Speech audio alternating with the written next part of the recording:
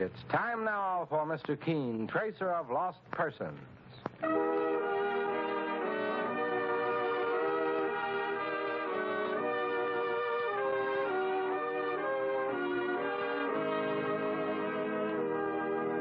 Ladies and gentlemen, Anison and Kalinos present Mr. Keene, Tracer of Lost Persons, one of the most famous characters of American fiction in one of radio's most thrilling dramas.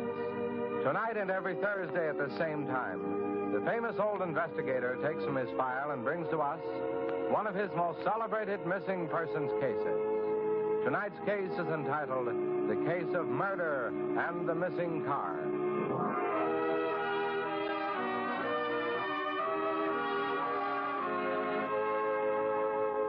This program comes to you from the makers of Anison, the remarkable method for getting incredibly fast, effective relief from pains due to a headache, neuritis, or neuralgia. All of you know Anison, I'm sure. For chances are there are many people listening to me now who have been given Anison tablets either by a dentist or a physician at some time or other. Anison is like a doctor's prescription. That is, it contains not just one, but a combination of medically proven active ingredients in easy-to-take tablet form. Next time you suffer the sudden pain of headache, neuritis, or neuralgia, don't wait for relief. Try Anison. You'll be delighted with its incredibly fast, effective action. Use only as directed. If pain persists or is unusually severe, see your doctor. Ask for Anison, spelled A-N-A-C-I-N, at your drug counter today.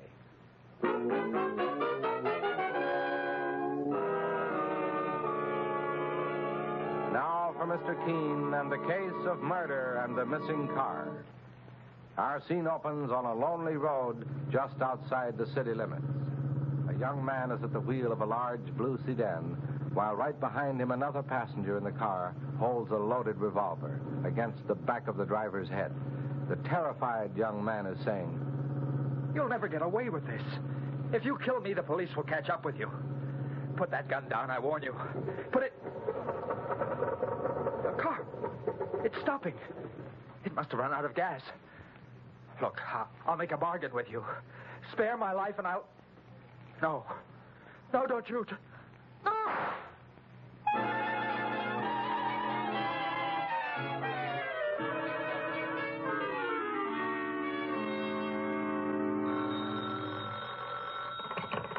Mr. Keene's office. Is this Mr. Keene? No, this is his partner, Mike Clancy. Please put Mr. Keene on the telephone. Well, who's calling? My name is Thomas Fielding.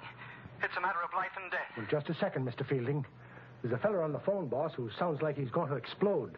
He wants to talk to you. Oh, well, let me have it, Mike. Hello? Mr. Keene? Yes. This is Thomas Fielding, number 43 Staunton Road. Can you come out here immediately? What's the trouble, Mr. Fielding? I can't tell you over the phone. All I can say is that I've uncovered a murder. Have you notified the police? Not yet. I must speak to you first. Please, Mr. Keene, hurry.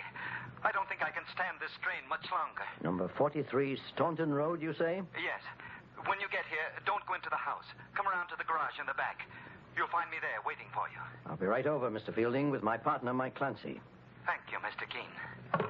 Let's get out there, Mike. Staunton Road. This man Fielding says he has discovered a murder.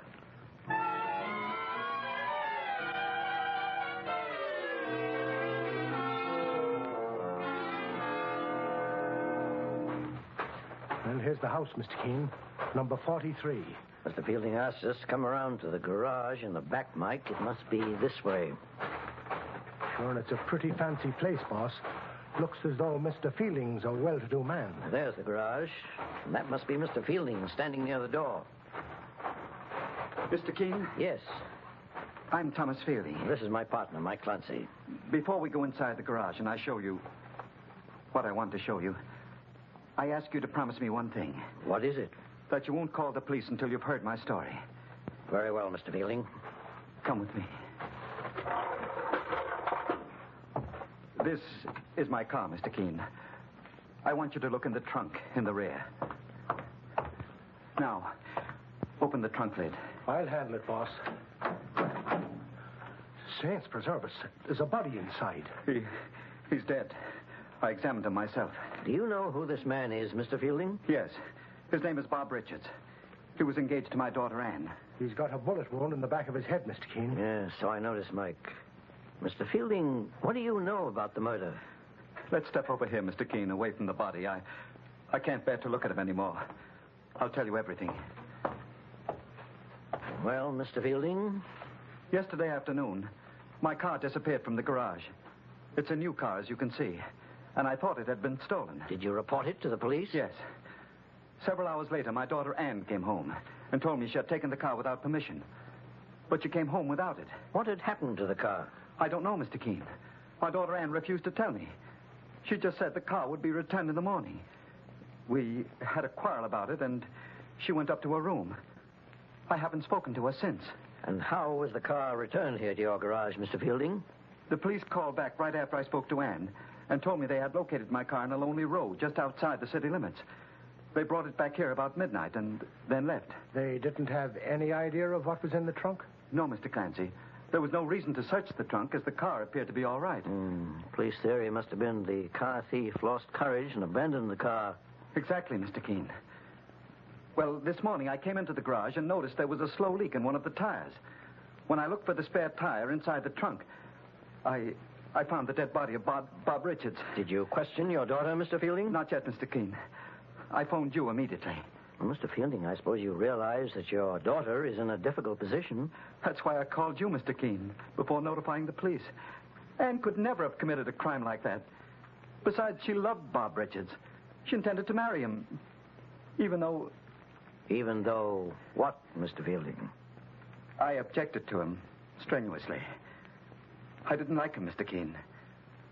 I felt he wasn't worthy of my daughter. Why? He was a nobody, a bond salesman who was probably trying to marry into money. I'm rather wealthy. And when I die, my daughter Anne will inherit my entire estate. I see. I wanted Anne to marry someone who could make her prominent socially. I suppose that makes me a snob, Mr. Keene, but... Mr. Fielding, it also makes you one of the suspects in this case. What do you mean? You said yourself that you disliked Bob Richards. But I never... Father, Anne. what are you doing in the garage with these people? Oh, there's a man who wants to see you. He's in the house. He says it's very urgent. He can wait, whoever he is. Anne, this is Mr. Keene, the famous investigator, and his partner, Mr. Clancy. Mr. Keene, Perhaps you better tell your daughter what's happened, Mr. Fielding. tell me what? Anne, Bob Richards has been murdered. Murdered? Oh, no. Oh, it isn't possible. His body is in the trunk of our car. Oh, no. Oh, take it easy, young lady. How did it happen? Your father found Bob Richards' body a little while ago, Anne. In spite of your feelings, I'm afraid I'll have to ask you a few questions. What is it you want to know, Mr. Keene? When you borrowed your father's car yesterday, what happened to it? I gave it to Bob. He asked to borrow it and said it was important. Why didn't you tell your father or ask his permission? Because I knew he would refuse. He didn't approve of Bob. You're quite sure Bob Richards didn't say why he wanted the car, Anne? No, Mr. Keene. He just told me he'd return it in the morning. Please, I want to go back to the house and be by myself for a while. Mike, go back with Anne and make a phone call to the police. Ask them to come here as fast as possible. Okay, Mr. Keene. Father, What is it, Anne? Nothing. I better go now. Mr. Keene, you've got to promise me that you'll do everything you can to clear my daughter. She had nothing to do with that murder. I can only promise you this much, Mr. Fielding. I'll do everything I can to find out who murdered that unfortunate young man, Bob Richards. And when I find the killer, he or she will face a judge and jury, no matter who may be hurt in the process.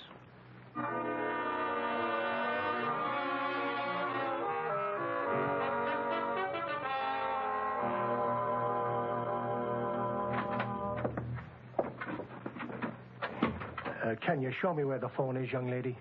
The telephone is in the drawing room to your left, Mr. Clancy. Please excuse me. Oh, pardon me. You're not Mr. Fielding, are you? No, my name is Clancy. Oh, you must be the fellow his daughter Anne said was waiting here for him. Yes, I'm George Armstrong. Did you say your name was Clancy? Mike Clancy. Are you the man who's associated with Mr. Keene, the famous investigator? That's right. I'm just about to make a phone call to the police. The police? What's happened? A young fella's been murdered. Murdered? What's his name? Bob Richards. Great Scott. Do you know him, Mr. Armstrong? No, but my wife did. That's why I came here this morning. Oh. Here's Mr. Keene and Mr. Fielding now. I'll go in and speak to them. Tell Mr. Keene about your wife knowing Richards. I'd better put in that police call. Mr. Keene. Yes, I'm Mr. Keene. And you must be Mr. Fielding. Who are you, sir? My name's George Armstrong. I came here to inquire about my wife, Elizabeth. I don't know your wife. And I don't know you. I realize that. It's just that my wife didn't return home last night. She had a business appointment with a young man named Bob Richards. Mr. Keene, your partner just told me that young Richards has been murdered. Yes. Your wife knew him, Mr. Armstrong? Just in a business way. She mentioned once that he was engaged to Mr. Fielding's daughter. I haven't slept all night, Mr. Keene, or even changed my clothes. I've been too worried. But why did you come here?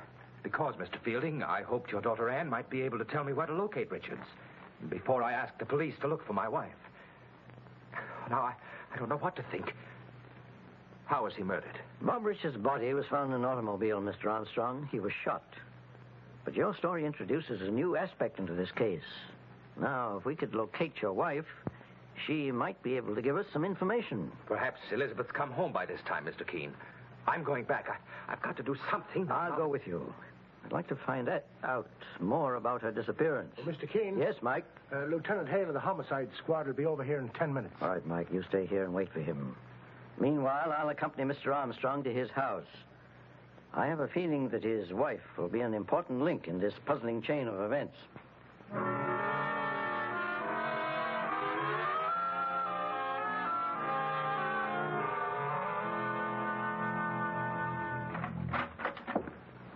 Come in, Mr. Keene. Well, thank you, Mr. Armstrong. I think we'd better go into the... Mr. Armstrong, is that your wife's hat and bag on the table? Why, yes. Elizabeth must have returned. Elizabeth? It's George. Where are you? Oh, Elizabeth, I've been terribly worried about you. Where have you been? Mr. Armstrong, just a moment. What do you want? What's wrong with you, Elizabeth? Wrong? Why, nothing. Do I look as if something's wrong? Elizabeth, for heaven's sake. Let me question your wife, Mr. Armstrong. Who are you? My name is Keene. Your husband told me you disappeared last night. Where were you, Mrs. Armstrong? Well, I was here, Elizabeth, you know you weren't home.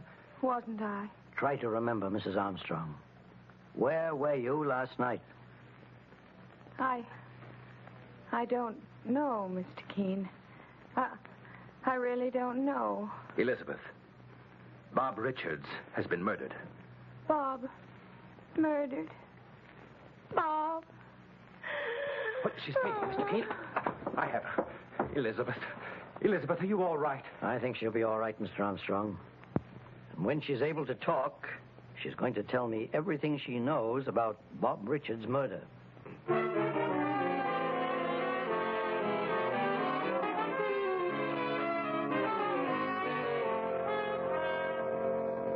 In just a moment, we'll return to Mr. Keene and the case of murder and the missing car. Meanwhile, stop tooth decay and unpleasing breath. Yes, stop tooth decay and unpleasing breath that breeds between the teeth. Use Colinos toothpaste with Dental Floss Action. Your dentist will tell you, brush your teeth after meals to stop decay. Clean those cracks and crevices deep between your teeth to guard against unpleasing breath. Now, Colinos gives you Dental Floss Action. That is, sends thousands of active cleansing bubbles to help dislodge bits of food that can cause unpleasing breath. What's more, foamy, refreshing Colinos brightens teeth by removing ordinary yellow surface stains. Helps stop tooth decay. Get Colinos toothpaste with Dental Floss Action today.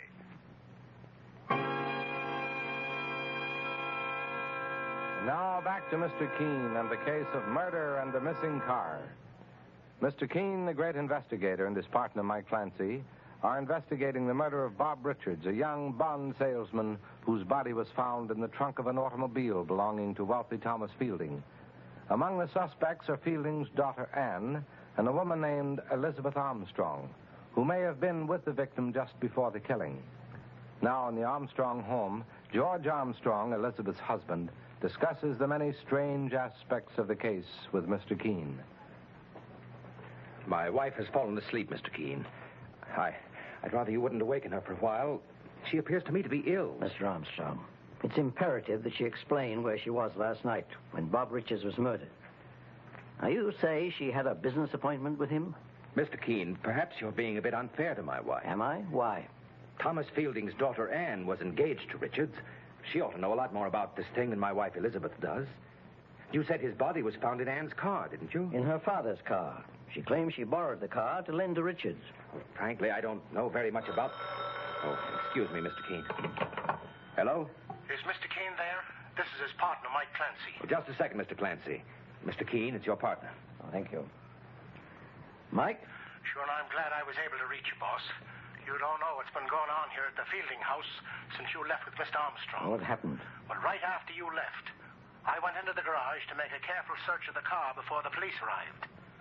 5 minutes later, I looked out through the garage window and saw Fielding and his daughter Anne sneaking out of the house. Did you follow them, Mike? I'd say I did. I caught up with them at the airport, just as they were about to take a plane for Mexico City. I've got them outside in the waiting room now, guarded by an airport cop. Good work, Mike. Let's see. The police must be at Fielding's house by now. Sure, and I guess they are. But there's one thing more, Mr. Keene.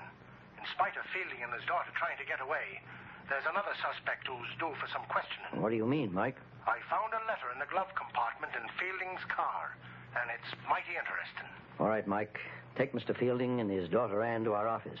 We'll call the police from there after I've seen that letter. Right, boss.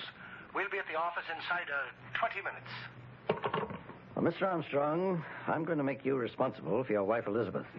She must not be permitted to leave this house. Mr. Keene, I'll still swear to her innocence. She didn't murder Bob Richards. Innocence or guilt depends on evidence, Mr. Armstrong, and nothing else. And perhaps I'll have that evidence very shortly.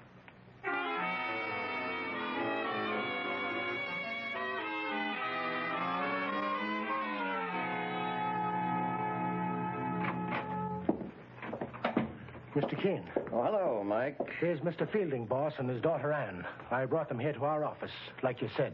Well, Mr. Fielding, I understand you just tried to leave the country with your daughter. I have nothing to say, Mr. Keene. You asked me to investigate this murder case and help your daughter Anne.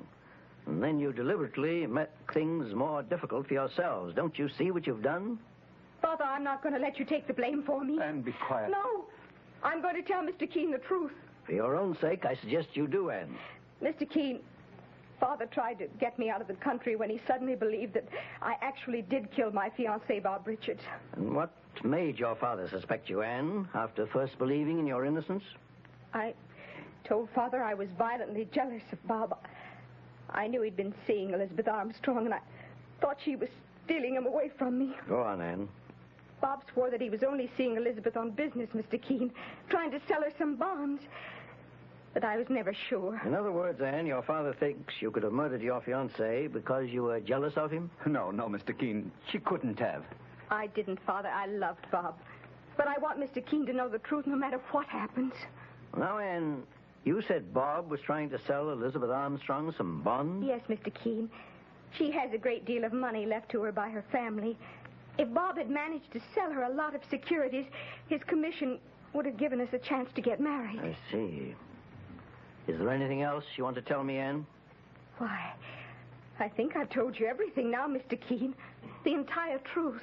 All right. Mike, now let's see that letter you mentioned over the phone. Well, here it is, boss.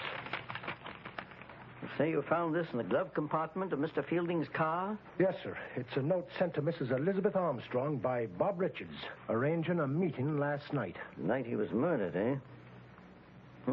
He says here in the note that he'll pick her up in a blue sedan on a certain street near the city limits. And it's very important. Mr. Keene, my car is a blue sedan. Yes, I remember, Mr. Fielding. Then my daughter Anne is in the clear. She took the car to lend it to Bob Richards. And he must have been murdered after he picked up Mrs. Armstrong. Mike, Yes, sir. when you found this note in the glove compartment of the car, was it covered with this oil? The whole glove compartment was covered with oil, boss. Just look at my coat sleeve. I got myself smeared when I reached inside. And I noticed that there was a small oil can tipped over. Yes, Mr. Keene. There was a can of oil in the glove compartment. But what's that got to do with the letter and Bob Richards' murder? Everything, perhaps. Mr. Fielding, will you give me your word of honor that you and your daughter Anne won't try to leave this office until I've contacted you again? If you fail me once more, your daughter may not have a chance to clear herself of murder. You can trust me this time, Mr. Keene. Now that I've seen the letter, I feel that Anne can prove herself innocent. All right, Mike, let's go. And make certain you have your gun with you. We may need it within the hour.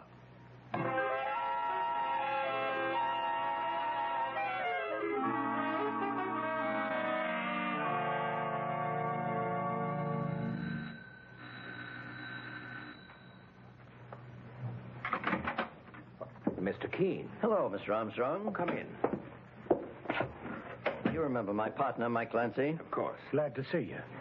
Mr. Armstrong, I have a letter here that was sent to your wife indicating that she was with Bob Richards at the time he was murdered.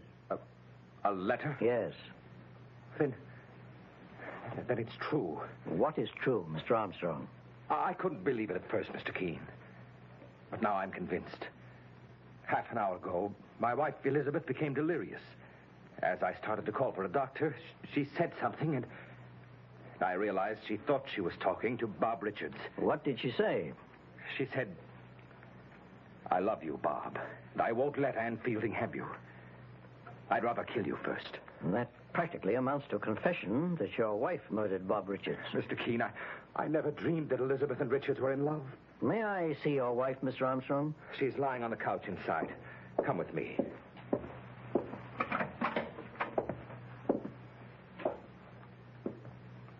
Elizabeth. Elizabeth, it's George.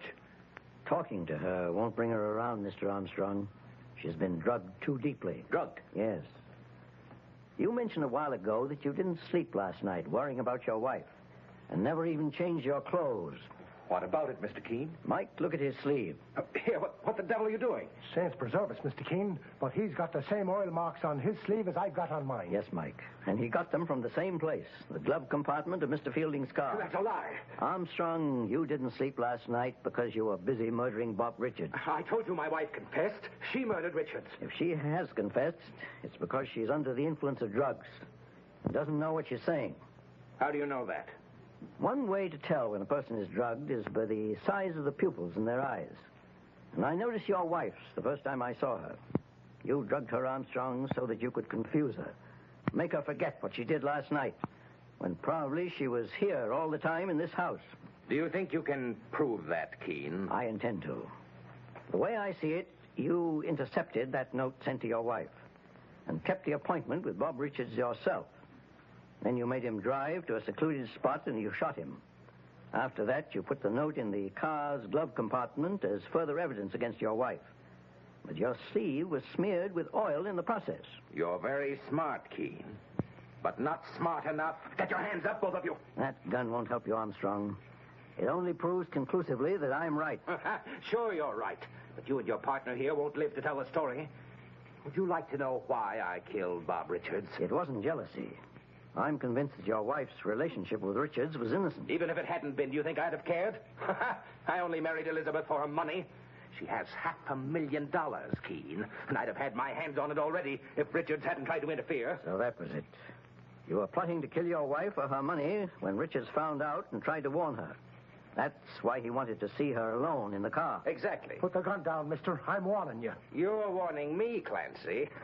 That's rich. Look out, boss. He means business. I'll say I mean business.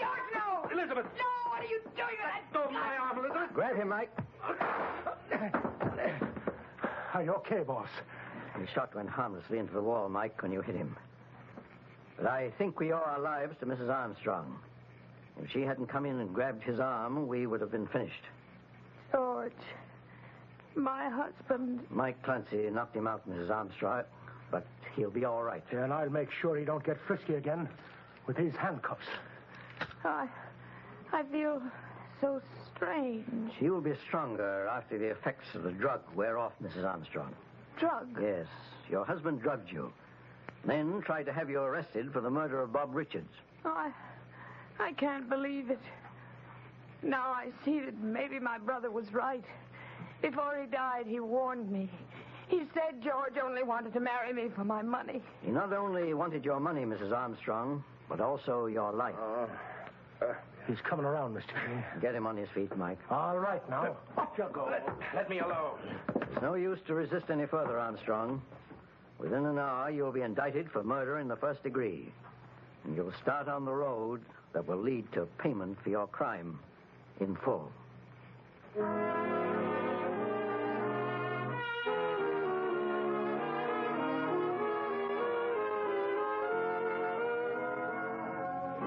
And so Mr. Keene finds the solution to the case of murder and the missing car.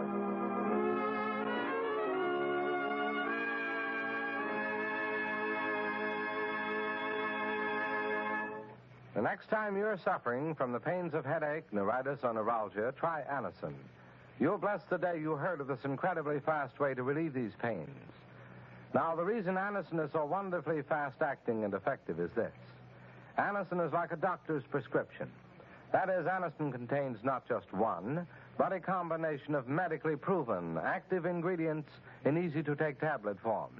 Thousands of people have received envelopes containing Anacin tablets from their own dentist or physician, and in this way have discovered the incredibly fast relief Anacin brings from pain of headache, neuritis, or neuralgia. So next time such pains strike, take Anacin. For most effective relief, use only as directed. Your druggist has Anacin in handy boxes of 12 and 30, and economical family-size bottles of 50 and 100. The name is Anacin, A-N-A-C-I-N.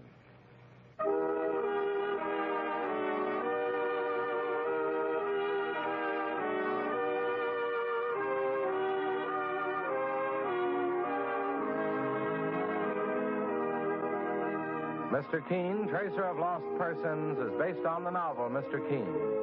The radio sequel is originated and produced by Frank and Ann Hummert. Dialogue by Lawrence Klee. Directed by Richard Leonard. Bennett Kilpack plays Mr. Keene. It is on the air every Thursday at this time. Don't miss Mr. Keene next Thursday when the kindly old Tracer turns to the case of the missing Countess.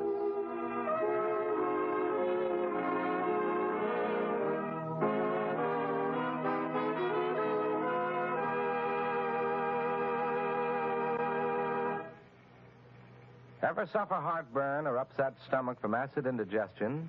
Safe new Bicidol mints, medically proven, quickly rid the stomach of that blown-up feeling. Give longer-lasting relief than baking soda. Yes, hours of relief. Bicidol mints not only neutralize, but actually carry away excess stomach acids.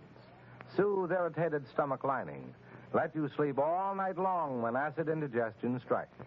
Carry new Bicidol mints for fast relief anywhere, anytime. Mr. Keene, Tracer of Lost Persons, will be on the air next Thursday at the same time. This is Larry Elliott saying goodbye for Mr. Keene and the Whitehall Pharmaceutical Company, makers of Anacin and Colinos, and many other dependable high-quality drug products.